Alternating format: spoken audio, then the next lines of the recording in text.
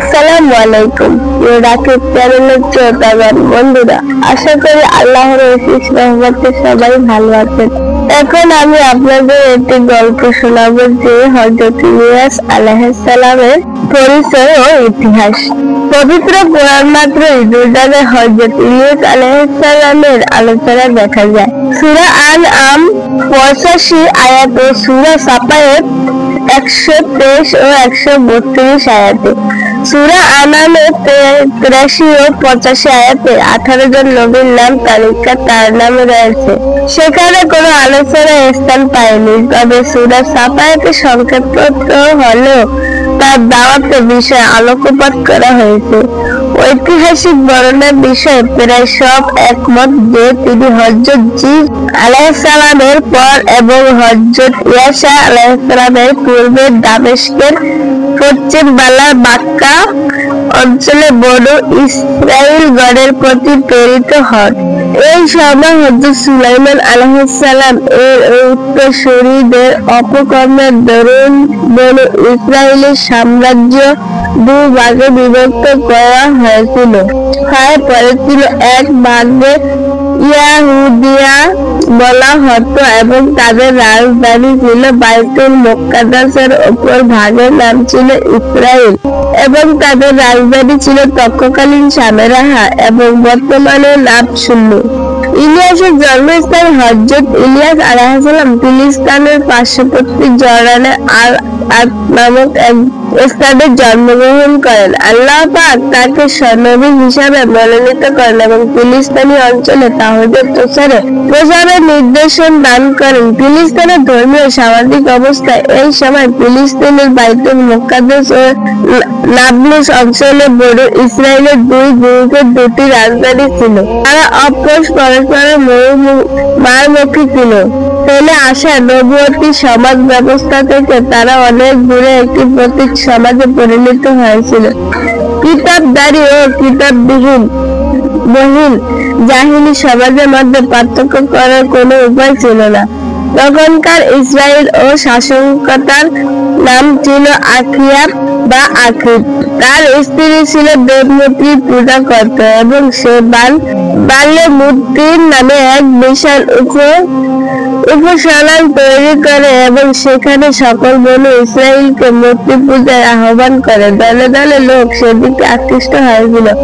মুসা আলাইহিস সালাম, হারুন আলাইহিস সালাম, দাউদ আলাইহিস সালাম, সুলাইমান আলাইহিস সালাম নবী উম্মতরা দিন দিয়ার শিরকে মহাপাককে আত্মহতি দিচ্ছিল। এমন এক মর্মান্তিক অবস্থা আল্লাহ পাক তাদের নিকট তাওহীদের বাণী প্রচারের জন্য ইলিয়াসকে নবী হিসাবে প্রেরণ করেন। ইলিয়াসের দাওয়াতে শিরকে আচ্ছন্ন ফিলিস্তিনবাসীকে হযরত ইলিয়াস আলাইহিস সালাম তাওহীদের দাওয়াত দেন এবং শিরক পরিত্যাগ করার আহ্বান জানান, কেননা শিরক ও তাওহীদের একত্র সহাবস্থান কখনোই সম্ভব নয়। ইলিয়াস আলাইহিস সালাম ও তার দাওয়াত সম্পর্কে বলেন, নিশ্চয় ইলিয়াস ছিল প্রেরিত রাসূলগণের অন্যতম। যখন সে তার সম্প্রদায়কে বলল, তোমরা কি ভয় করো না? তোমরা কি বাল দেবতার পূজা করো আর সর্বোত্তম স্রষ্টাকে পরিত্যাগ করো, যিনি আল্লাহ তোমার পালনকর্তা ও তোমাদের পূর্বপুরুষদের পালনকর্তা। অতএব তারা তাকে মিথ্যা প্রতিপন্ন করলো। অতএব তারা অবশ্যই গ্রেফতার হয়ে আসবে, কিন্তু আল্লাহর খাঁটি বান্দাগণ ব্যতীত আমি এই নিয়মের উপর পরবর্তীদেরকে রেখে দিয়েছি। ইলিয়াস আলাইহিস সালাম এর উপর শান্তি বর্ষিত হোক। এভাবে আমি সহকর্মীদের প্রতিদান দিয়েছিলাম। নিশ্চয় ইলিয়াস ছিল আমাদের বিশ্বাসী বান্দাদের অন্তর্ভুক্ত।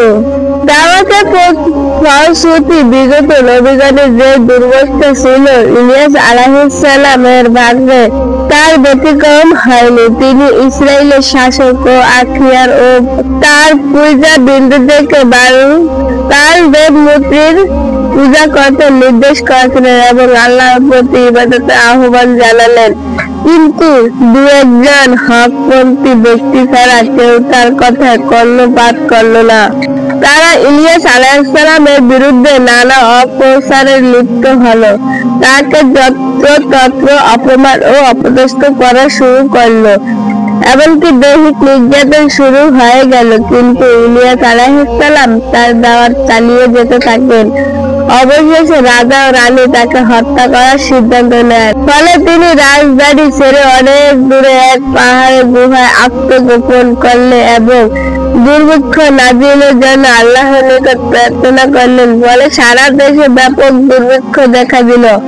ইলিয়াস আলাইহিস সালাম মনে করলেন দুর্ভিক্ষ দূর করার জন্য তিনি যদি তাদেরকে মুআজিজা প্রদর্শন করেন তাহলে হয়তো তারা শিরক বর্জন করে তাওহীদ কবুল করবে এবং আল্লাহর ইবাদতে ফিরে আসবে। বাদশার দরবারে ইলিয়াসের উপস্থিতিতে আল্লাহর হুকুমে হযরত ইলিয়াস আলাইহিস সালাম তাওহীদের দাওয়াত দিয়ে সরাসরি ইসরাইলের বাদশা আখিয়াবের দরবারে হাজির হলেন। তিনি বললেন, দেশব্যাপী এবং দুর্ভিক্ষের কারণ হলো আল্লাহর নাফরমানি। তোমরা নাফরমানি থেকে বিরত হলে আল্লাহ আযাব দূর হতে পারে। তোমরা বলে থাকো যে তাদেরকে বাল দেবতা নাকি 450 নবী আছে। যদি হয় তাহলে তুমি তাদের সবাইকে একত্রিত করো, তারা এই দুর্ভিক্ষ দূর করার জন্য বাল দেবতার নামে কোরবানি করুক। আর আমি এই উদ্দেশ্যে আল্লাহর নামে কোরবানি পেশ করি, যার কোরবানি আসমান থেকে আগুন এসে ভস্ম করে দেবে। এই ধর্মের সত্য বলে গণ্য হবে। ইলিয়াস আলাইহিস সালামের প্রস্তাব সবাই সন্দেহ মেনে নিল। আল্লাহ বাল দেবতার নামে কোরবানি ঘটনার পূর্ব সিদ্ধান্ত অনুযায়ী কারবাল ও নামক পাহাড়ের উপত্যকার সকল সমাবেত হলো। বাল দেবতার নামে তার মিথ্যা নবীরা কোরবানি পেশ করলো। সকাল থেকে দুপুর পর্যন্ত বাল দেবতার উদ্দেশ্যে আকুতি মিনতি ও কান্নাকাটি করে প্রার্থনা করা হলো, কিন্তু দেবতার কোনো সাড়া পাওয়া গেল না। আসমান থেকে কোনো আগুন নাজিল হলো না। অতঃপর হযরত ইলিয়াস আলাইহিস সালাম আল্লাহর নামে কোরবানি করেন এবং যথাসময়ে আসমান থেকে আগুন এসে তা খেয়ে গেল। বশত এটাই ছিল কোরবানি কবুল হওয়ার নির্দেশন। এভাবেই কবুল হয়েছিল আদম পুত্র হাবিলের কোরবানি। তখনকার সময় মুশরিকদের মধ্যে রীতি গ্রহণযোগ্য ছিল, যা ইলিয়াসের বর্তমান ঘটনায় প্রমাণিত হয়। আসমান থেকে আগুন এসে কোরবানি কবুলের এই অভাবনীয় দৃশ্য দেখে অনেকের সাথে সাথে সিজদায় পড়ে গেল এবং ইলিয়াসের দিন কবুল করে নিল। সকলের নিকট ইলিয়াস আলাইহিস সালামের সততা স্পষ্ট হয়ে গেল, কিন্তু বাল পূজারীর কর্তৃক ধর্ম নেতারা তাদের জিদের অপরে অটল রইল। এইসব মিথ্যা নবীরা তাদের 77 অনুসারীরা ঈমান আনল না। ইলিয়াস আলাইহিস সালামকে পুনরায় হত্যার ষড়যন্ত্র ওদিকে আখিয়াবের স্ত্রী ইকবিল হযরত ইলিয়াস আলাইহিস সালামকে পুনরায় হত্যার চক্রান্ত শুরু করে দিল। ফলে তিনি রাজধানী সামেহার নাবলুস ছেড়ে চলে গেলেন এবং কিছুদিন পর ইবনে ইসরাইল অপর রাজ্যে পার্শ্ববর্তী ইহুদিয়াতে উপস্থিত হলেন। ওই সময় বাল পূজার ঢেউ এখানেও লেগেছিল। হযরত ইলিয়াস আলাইহিস সালাম সেখানে পৌঁছে তাওহীদের দাওয়াত শুরু করলেন। সেখানকার সম্রাট ইহরাম এর কাছে তিনি দাওয়াত দিলেন, কিন্তু নিরাশ হলেন। অবশেষে তারা ভবিষ্যদ্বাণী অনুযায়ী সে ধ্বংসপ্রাপ্ত হলো। কয়েক বছর পর ইলিয়াস আলাইহিস সালাম পুনরায় ইসরাইলে ফিরে এলেন এবং আখিয়াব ও তার পুত্র আখিজাইকে সত্য পথে আনার চেষ্টা করলেন, কিন্তু তারা তাদের শিরকে ধারণে অটল রইল। অবশেষে তাদের উপরে বৈদেশিক আক্রমণ, মারাত্মক রোগ ব্যতীত গজব নাজিল হলো। অতঃপর আল্লাহ পাক তার নবী উঠিয়ে নিলেন। বাল দেবতার পরিচয় সূরা সাফাহে 125 আয়াতে যে বাল দেবতার কথা বলা হয়েছিল আরবি ভাষায় তার নাম স্বামী ও মালিক, কিন্তু সম্ভবত এটি হিব্রু শব্দ, কেননা তখনকার সময় ফিলিস্তিনি অঞ্চলে ভাষা ইব্রানি ও হিব্রু ছিল। এটি ইসরাইল পূজিদের দেবমূর্তির নাম। হযরত মুসা আলাইহিস সালামের সময় শাম অঞ্চলে এর পূজা হতো এবং এটাই ছিল তাদের সর্বাধিক জনপ্রিয় দেবতা বাল ভাক্কা। শব্দটি বা অপরিণত যৌগিক শব্দের উদাহরণ হিসেবে আরবি ব্যাকরণ একটি অতি পরিচিত শব্দ। এটি লেবানন লেবাননের একটি প্রসিদ্ধ শহরের নাম, যা উক্ত বাল দেবতার নামে নামকরণ করা হয়েছিল। কারো কারো মতে জাহেলি আবদারে প্রসিদ্ধ দেবমূর্তি হবল। এই বালের অপর নাম মুক্কার খুজা।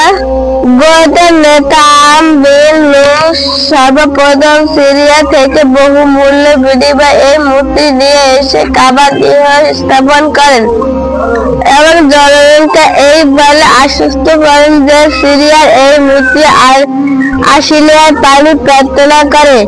আমরা এর আশিলিয়া পানি প্রার্থনা করব, তাতে সিরিয়ার ন্যায় মক্কা অঞ্চলে প্রচুর বৃষ্টিপাত হবে এবং এলাকার সদ্য শ্যামল হয়ে উঠবে। এটাই ছিল কাবা গৃহ স্থাপিত প্রথম দেবমূর্তি। পরে অন্যান্য ব্যবসায়ীরা বিভিন্ন সময় আরো মূর্তি এনে স্থাপন করেন। এভাবে রাসূল সাল্লাল্লাহু আলাইহি ওয়াসাল্লাম আবির্ভাবকালে তার সংখ্যা 360 এ গিয়ে দাঁড়ায়। তবে তাদের দাবি মতে ইব্রাহিমের ধর্মে তাওহীদ বিশ্বাস কোনো ত্রুটি হচ্ছে বলে মনে করত না। তারা এদের শিরক ভাবত না, বরং আল্লাহর নেতৃত্ব হাসিলের আশিলা মনে করত।